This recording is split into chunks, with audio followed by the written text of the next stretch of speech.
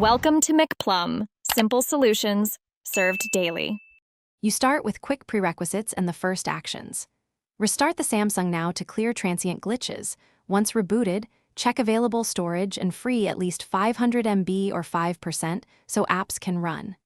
Next, open Galaxy Store or Play Store and update the crashing app. Make sure you install the latest build because many crashes stem from outdated code. If updates aren't available, force stop the app and relaunch to test whether the restart and storage clear fix the stop behavior. Once the basics are done, move into more detailed fixes. You should clear the app cache, and if needed, clear data from settings, apps the app. This removes corrupted temporary files. Make sure required permissions are granted, because denied permissions can cause crashes during certain workflows.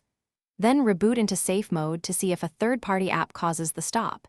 If the app runs in safe mode, uninstall recent apps or extensions. Keep notes on steps performed so you can reverse changes after confirming the fix. To complete the repair, uninstall and reinstall the app. This replaces corrupted binaries and often resolves persistent stops. If that fails, reset app preferences to restore defaults and check for a system update. Firmware mismatches can trigger crashes. As a last resort, back up your data and perform a factory reset. This clears deep software corruption.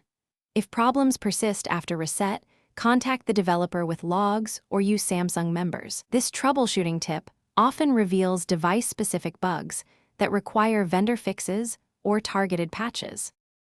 Thanks for watching. Stay juicy and subscribe.